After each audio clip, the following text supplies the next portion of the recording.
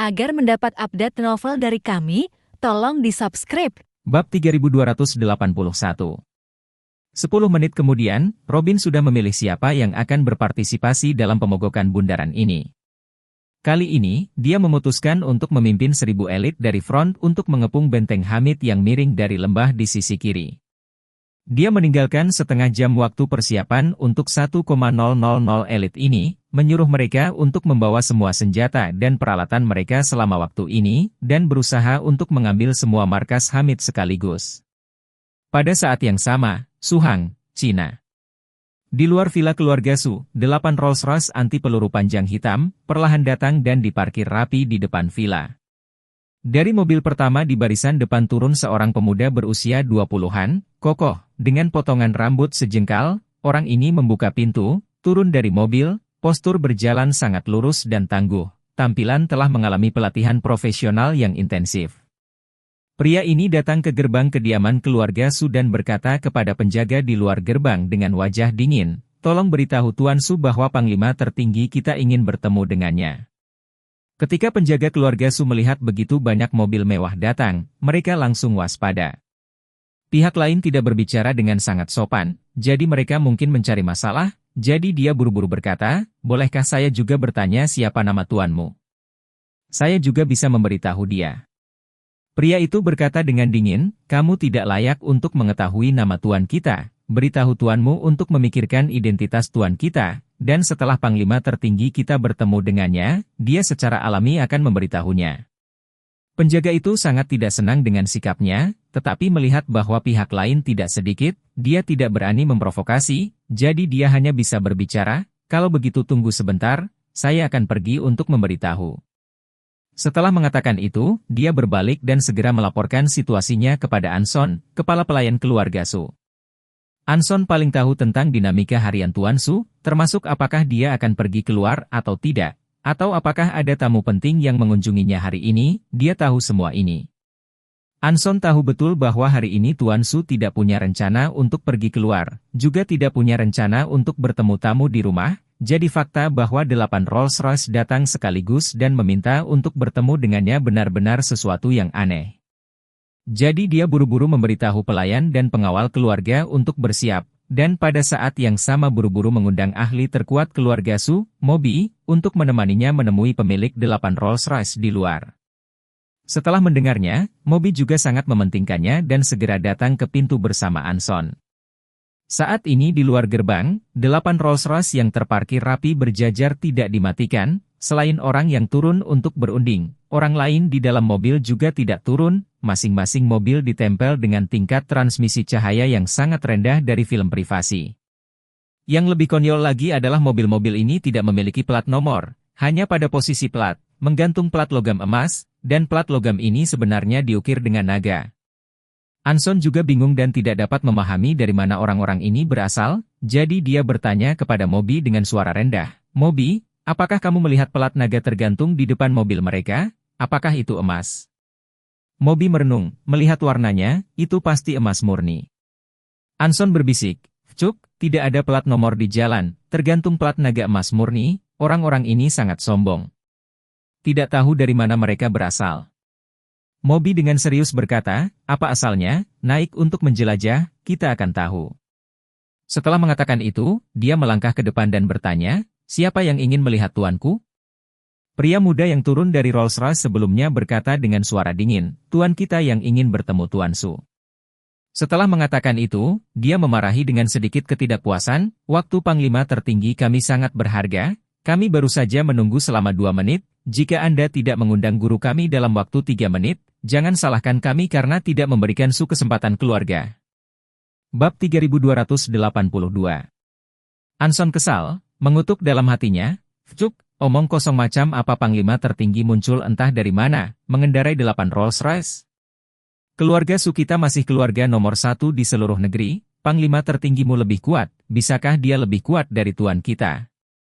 Memikirkan hal ini, Anson menjawab dengan nada tidak ramah, "Ada banyak orang yang ingin melihat tuan kita setiap hari, Anda harus mengumumkan diri Anda terlebih dahulu, beritahu saya siapa sebenarnya yang ingin melihat tuan kita, dan kemudian tuan kita akan memutuskan apakah meluangkan waktu berharga untuk melihat Anda, jika tidak, Anda masih berpikir bahwa Tuan kita akan melihat semua orang?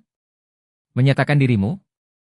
Pria muda itu mencibir, kamu hanya seorang bawahan, kamu belum memenuhi syarat untuk mengetahui identitas panglima tertinggi kita. Anson merasa sangat terhina dan berkata dengan marah, saya bawahan, dan Anda bukan bawahan? Kami semua adalah bawahan, apa yang membuat Anda memenuhi syarat untuk berbicara dengan saya seperti itu? Pria muda itu bergegas ke Anson dengan kecepatan tinggi, dan ketika Anson tidak bereaksi sama sekali, dia langsung mencengkeram lehernya dan mengangkatnya, dengan tegas berkata, dengarkan baik-baik, saya adalah bawahan panglima tertinggi kita, salah satu 4 komandan perang, bukan bawahan. Anson tidak menyangka bahwa pihak lain akan berani bergerak bersamanya di luar gerbang keluarga Su, jadi dia sangat marah dan mengutuk, kamu mencari kematian di sini. Ayo, tangkap dia untukku. Begitu kata-kata ini keluar, sekelompok pengawal dan penjaga di sekitarnya, bahkan Tom dari keluarga Hi dan anggota keluarga Hi lainnya, semuanya siap bertarung. Tetapi pada saat ini, Moby tiba-tiba maju dengan wajah muram dan berkata dengan sopan, adik laki-laki, jangan marah. Anshun adalah pengurus rumah tangga senior di keluarga Su, dan dia terbiasa sedikit sombong, jadi tolong jangan menyeberang dengan bawahan demi keluarga Su. Ketika Anson mendengar Moby mengatakan ini, dia langsung bingung dan berkata, Moby, kamu memutar sikumu keluar. Moby memotongnya dengan tangan dan memelototinya lagi, lalu berkata kepada pemuda itu, adik laki-laki, karena panglima tertinggi ingin melihat tuan kita, maka tolong tunggu sebentar, saya akan pergi dan memberitahu tuan sekarang, apa yang harus dilakukan? Kamu pikir?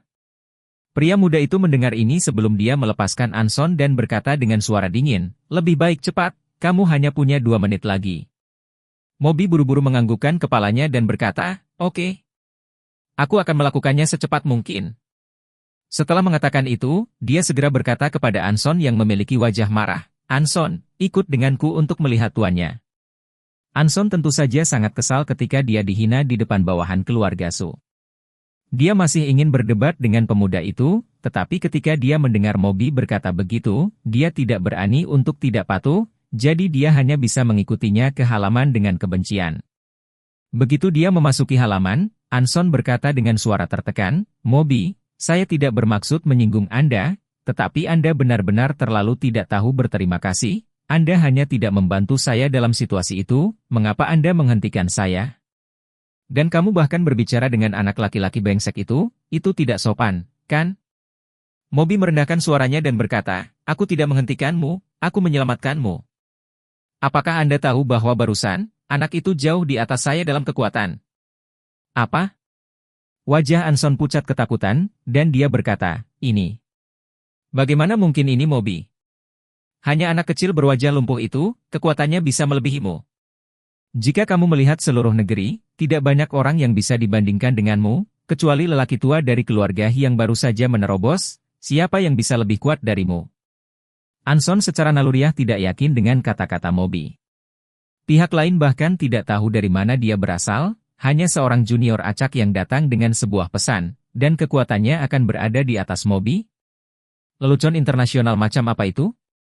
Namun, Moby berkata dengan sangat tegas, kecepatan, kekuatan, dan kekuatan tubuh orang itu semuanya di atasku. Mengatakan itu, dia menjelaskan dengan ekspresi serius, baru saja, dia meraih kerahmu dan mengangkatmu, seluruh prosesnya begitu cepat sehingga aku bahkan tidak bisa bereaksi. Lagi pula, kekuatan lengannya begitu besar sehingga dia meraih seluruh tubuhmu, dan kamu berjuang keras untuk melepaskannya, tetapi seluruh tubuhnya tidak bergerak sama sekali.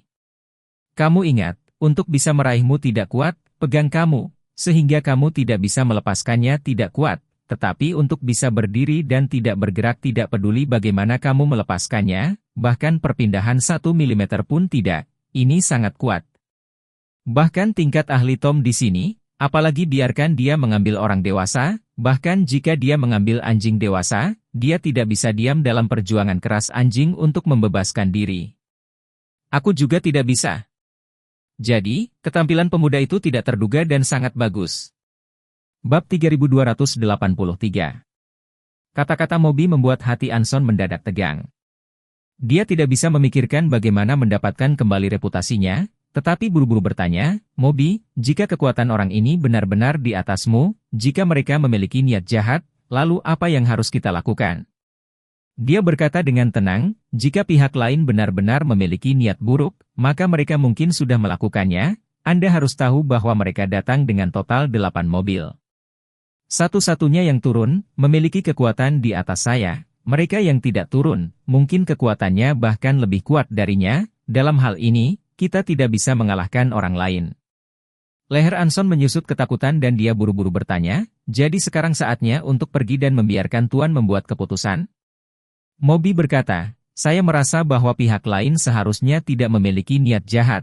Jika tidak, mereka tidak akan berkomunikasi dengan cara ini. Tampaknya kita harus membiarkan tuannya bertemu dengan yang disebut panglima tertinggi mereka. Pada saat ini, Sutua tidak tahu apa yang terjadi di luar. Kali ini dia tidak dalam kondisi yang baik, karena di tangan Charlie dia telah menderita banyak kerugian, belum lagi reputasi yang hancur. 2 putra juga menghilang, dan memberikan sebagian besar industri kepada Siu, suksesi pukulan, jadi dia sangat dekaden. Dia telah berusaha mencari kesempatan untuk membalikan keadaan, tetapi ketika dia memikirkan kekuatan superior ahli misterius itu, dia bahkan tidak dapat mengetahui identitas pihak lain. Dia merasa sangat frustrasi. Pada saat ini, Moby dan Anson tiba-tiba memberitahunya tentang situasi di luar, yang membuatnya semakin kesal di hatinya. Namun, setelah mendengar bahwa pihak lain sangat kuat, dia tidak berani menjadi lambat. Jadi, dia hanya bisa melawan semangatnya dan berkata kepada Anson, Anson, pergi dan minta panglima tertinggi mereka untuk masuk, aku akan menunggu di sini. Oke. Anson mengangguk dengan tergesa-gesa, berbalik dan kembali ke gerbang utama, dan berkata kepada pemuda itu, Tuan kami telah setuju untuk menemui panglima tertinggi Anda, tolong minta dia untuk ikut dengan saya. Pria muda itu tidak mengatakan apa-apa, tetapi berbalik dan pergi ke mobil kelima. Pada saat itu, jendela mobil sedikit diturunkan ke celah, jadi dia membungkuk dan membisikkan beberapa kata ke celah itu. Setelah itu, dia mendengar orang di dalam memerintahkan sesuatu dan segera berdiri tegak, memberi hormat dengan hormat, dan berteriak, seperti yang Anda perintahkan, Panglima Tertinggi. Setelah mengatakan itu, dia langsung berteriak, kalian semua, kumpulkan. Begitu kata-kata ini keluar, keempat pintu dari 7 mobil lainnya semuanya terbuka pada saat yang sama, dan sekaligus, 2 lusin pria berpakaian hitam turun. Selanjutnya, masing-masing orang ini berjalan keluar sejauh 3 meter dan mengepung 8 mobil, menjaga mobil kelima. Pada saat itu, pintu mobil kelima didorong terbuka. Seorang pria muda yang mengenakan jas hujan hitam dan sepatu bot kulit taktis turun. Pria ini memiliki penampilan yang tampan, sikap yang dingin, dan sepasang mata gelap yang penuh dengan aura pembunuh, yang dapat membawa rasa penindasan yang kuat kepada orang-orang di sekitarnya dalam sekejap. Ketika pria ini berdiri di luar mobil, sekelompok orang segera berkata dengan hormat, "Selamat datang Panglima Tertinggi." Pria itu tidak menjawab, tetapi berjalan lurus menuju gerbang villa keluarga Su, sambil berjalan, dengan beberapa kata main-main. Kepala keluarga Su melarikan diri dari Eastcliff ke Suhang, sepertinya masalah keluarga tidak kecil, kan? Mendengar kata-kata ini, Anson sangat marah di dalam hatinya, tetapi pada saat ini, dia tidak berani berbicara omong kosong, dan hanya bisa berkata dengan hormat, "Tuan sudah menunggu di ruang tamu, silakan ikuti saya." Pria itu bahkan tidak memandangnya dan berjalan langsung ke pintu villa. Bab 3284. Menyeberangi halaman dan tiba di pintu depan, Anson berlari beberapa langkah ke depan dan dengan hormat membuka pintu. Pria itu menginjak sepatu bot kulit taktis yang keras sepanjang lobi, dan kemudian melihat Sutua duduk di ruang tamu. Pada saat ini Moby yang berdiri di samping Sutua hanya melihat pria itu dan dipenuhi dengan kengerian. Dia merasa bahwa aura di tubuh pria ini pasti satu-satunya yang pernah dia lihat dalam hidupnya. Mungkin bahkan seorang seniman bela diri bintang 4 mungkin bukan lawannya. Jadi, dia tidak bisa tidak berseru dalam hatinya, apa asal orang ini? Begitu muda, mengapa dia memiliki kekuatan yang begitu besar? Penatua Su juga tidak menyangka bahwa yang disebut Panglima Tertinggi yang dibicarakan pihak lain adalah seorang pemuda berusia 27 atau 28 tahun, jadi dia mengerutkan kening dan bertanya, "Kamu teman muda, aku bertanya-tanya mengapa kamu ingin melihat aku?" Pria itu memandang Penatua Su, tersenyum, dan berbicara, "Kakek, Anda tidak ingat saya." Cheng Feng tidak bisa menahan diri untuk tidak mengerutkan kening, berpikir, mungkinkah orang ini semacam teman lama? Namun, tidak peduli bagaimana dia melihatnya, dia tidak dapat mengingat interaksi apapun antara pemuda ini dan dirinya sendiri. Jadi, dia membuka mulutnya dan berkata, "Maafkan mataku yang kikuk, aku benar-benar tidak ingat." Pria itu tersenyum tipis dan berkata, "Lebih dari 20 tahun yang lalu, ayah saya sangat dekat dengan Paman Su, dan pada saat itu, Paman Su memimpin aliansi anti-Wade, atau ayah saya yang pertama merespons." Omong-omong, dia berkata dengan ekspresi agak gelap, sayang sekali dia tidak mendengarkan nasihat Paman Su pada saat itu dan harus bertarung dengan canging dari keluarga Wade di pasar berjangka, dan akhirnya jatuh ke jebakan canging diletakkan dengan hati-hati karena dia terlalu suka bertualang dan kehilangan seluruh kekayaan keluarganya. Lalu kemudian, dia melompat dari atap gedung markas grup masa depan sejak itu jatuh menjadi abu. 7 hari kemudian, ibu saya minum obat tidur sebotol penuh dan meninggal bersamanya. Saya menjadi yatim piatu sejak itu, dibawa ke luar negeri oleh seorang kerabat. Cheng Feng mendengar ini, tiba-tiba melebarkan matanya, dan berkata begitu saja, "Kelompok masa depan. Kamu. Ayahmu adalah Arthur Wan." "Iya." Mata pria itu tiba-tiba mengeluarkan 2 aura tajam dan berkata dengan suara tegas, "Saya putra Arthur Wan. Dan juga satu-satunya garis keturunannya di dunia ini, Joseph." Mendengar ini, Cheng Feng benar-benar lega. Dia tidak tahu banyak tentang Joseph, dia hanya memiliki sedikit kesan tentang ayahnya, Arthur Wan. Dalam hatinya, dia berpikir, 30 tahun yang lalu, ketika Arthur membebani ZNN setiap hari, dia menyimpulkan bahwa pria itu Arthur tidak akan menjadi senjata yang hebat. Kemampuan orang ini tidak luar biasa, tidak cukup bijaksana, dan tidak memiliki pemahaman tentang gambaran besarnya. Jika bukan ZNN yang berpikir dia setia, tidak mungkin untuk membesarkannya sepenuhnya. Arthur kemudian tidak dapat membuat nilai pasar 10 miliar grup future, tetapi juga berkat ZNN bahkan menyeret bantuan promosi. Tapi orang ini masih belum menunjukkan banyak kemajuan. Setelah keluarga Su dan keluarga Wade bertarung, dia untuk menunjukkan kesetiaan, berani bertarung dengan canging di pasar berjangka, dan akhirnya kehilangan banyak uang. Saat itu, pemakaman Arthur Wan dipimpin oleh ZNN, tetapi yang tidak saya duga adalah istri Arthur Wan minum obat untuk bunuh diri, segera mengikutinya. Saat itu, ZNN merasa sangat-sangat bersalah, juga berbicara kepada saya tentang ingin mengadopsi putra satu-satunya Arthur, Joseph. Hanya, sayangnya, Yusuf setelah itu, langsung menguap, tidak ada yang tahu kemana perginya anak itu. Tapi siapa sangka 20 tahun kemudian, anak ini justru berinisiatif mencariku. Apalagi mendengar arti dari Mobi itu, sepertinya orang ini berasal dari tidak sedikit, salah satu anak buahnya, kekuatannya jauh di atas Mobi. Astaga! Anak ini, sekarang bergaul dengan baik? Bab 3285. Pada pemikiran ini, hati Cheng Feng tiba-tiba menjadi bersemangat. Sepertinya bocah ini Joseph bukan musuh, tetapi bahkan teman. Ini hanyalah lapisan perak di awan gelap. Selain itu, hanya untuk mengatakan bahwa anak ini memiliki ahli di bawah tangannya yang lebih kuat dari Mobi, mungkin dia bisa banyak membantuku. Jadi, dia menekan kegembiraan batinnya dan berkata dengan emosi yang tak tertandingi, "Jadi, kamu adalah putra Arthur. Saya tidak bisa membayangkan. Kamu sudah tumbuh sangat besar."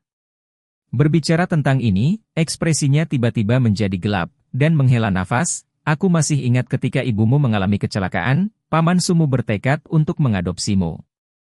Tapi pada saat itu, kamu sudah menghilang, dia mencarimu untuk waktu yang lama, tidak ada berita, dan menyalahkan dirinya sendiri untuk waktu yang lama." "Iya." Joseph mengangguk dan berkata dengan ringan, "Seorang kerabat keluarga menjemput saya di luar negeri. Pada waktu itu saya terlalu muda dan tidak tahu bagaimana menghubungi Paman Su." Cheng Feng sedikit mengangguk dan menghela nafas, "ZNN pasti sangat senang jika dia tahu kamu masih hidup." Setelah mengatakan itu, dia buru-buru bertanya lagi, "Joseph, apa yang telah kamu lakukan di luar negeri selama ini?" Joseph berbicara, "Saya tinggal di Kolombia selama bertahun-tahun, dan kemudian saya berkeliling dunia." "Kolombia?" Cheng Feng bertanya dengan heran, "Apakah Anda sedang mengurus bisnis di Kolombia sekarang?" "Tidak." Joseph berkata dengan kepala terangkat tinggi, Ketika saya berusia 14 tahun, saya bergabung dengan tentara bayaran di Kolombia dan melayani Raja Obat Bius besar di sana pada tahun-tahun awal, dan kemudian saya keluar untuk memulai bisnis saya sendiri. Cheng Feng bertanya dengan heran, kamu juga melakukan bisnis semacam itu? Joseph menggelengkan kepalanya dan berkata dengan suara dingin, saya tidak akan pernah menyentuh hal semacam itu dalam hidup saya. Bisnis mandiri yang saya bicarakan adalah pendirian organisasi tentara bayaran saya sendiri.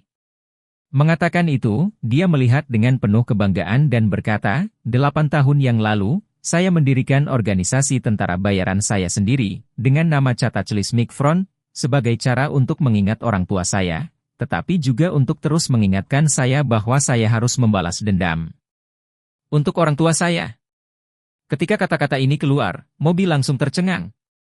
Dia memandang Joseph dan bertanya, suaranya sedikit bergetar, front bencana adalah milikmu.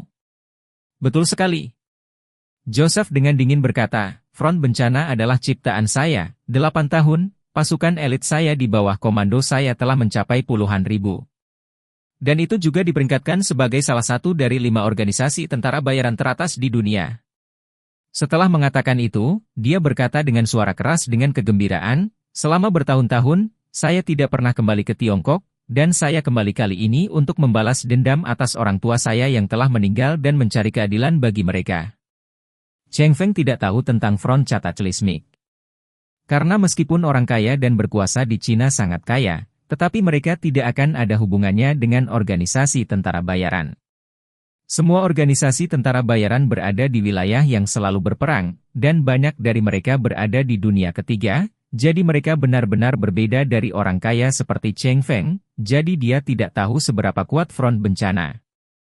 Namun, karena front memiliki ahli yang lebih kuat daripada Moby, dan masih salah satu dari 5 besar di dunia, tidak perlu memikirkannya untuk mengetahui bahwa itu jelas bukan orang yang menganggur. Terlebih lagi, hal yang paling menarik baginya adalah bahwa Joseph ada di sini untuk membalas dendam. Siapa yang harus membalas dendam? Tentu saja, keluarga Wade.